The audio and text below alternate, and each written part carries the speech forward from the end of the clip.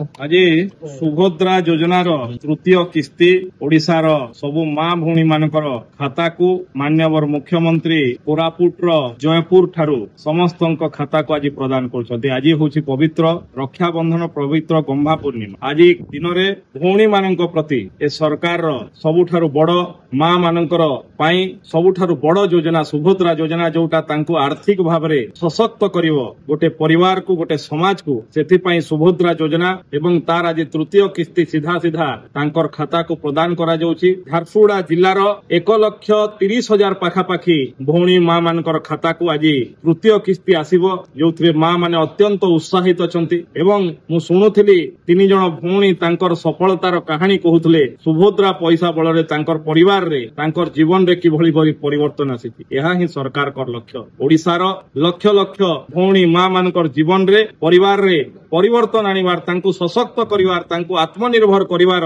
ଗୋଟିଏ ଛୋଟିଆ ଯୋଜନାର ନାଁ ସୁଭଦ୍ରା।